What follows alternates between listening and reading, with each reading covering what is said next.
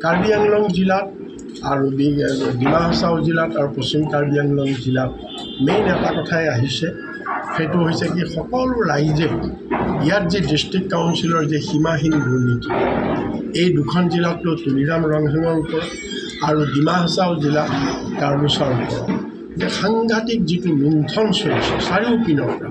এটাটো হৈছে ইয়াত সম্পূৰ্ণ চিণ্ডিকেট, গোটেই ইয়াৰ যিমানবিলাক ফৰেষ্ট সম্পদ আছে, এই ফৰেষ্ট সম্পদ সকলোবিলাক শিল, বালি, বাঁহ, গছ সকলোবিলাক এপিনৰ পৰা মানে তেওঁলোকে চিণ্ডিকেটৰ যোগেদি শেষ কৰিছে।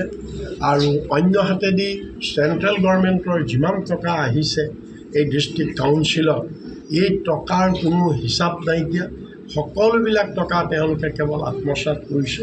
গতিকে এইটোৱেই হৈছে আটাইতকৈ ভয়ংকৰ দুৰ্নীতি আৰু ই সকলো সীমা চেৰাই গৈছে। গতিকে সকলো ৰাইজৰ আমাৰ ওচৰত এটাই ডিমাণ্ড যে কংগ্ৰেছৰ মেনিফেষ্টত এইটো আহিব লাগে যে তুলিৰাম ৰংহাঙৰ কৰাপশ্যনৰ ওপৰত নিয়া আৰু CBI তদন্ত হ'ব লাগে, তুলিৰাম ৰংহাঙৰ সকলোবিলাক সম্পত্তি বাজেয়াপ্ত হ'ব লাগে আৰু কংগ্ৰেছ চৰকাৰ অহাৰ পিছত তুলিৰাম ৰংহাঙক জেললৈ পঠাব লাগে।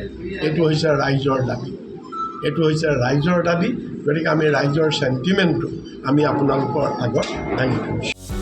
যিকোনো খবৰৰ বাবে যোগাযোগ কৰক আমাৰ এই নম্বৰত 9181 307 2221।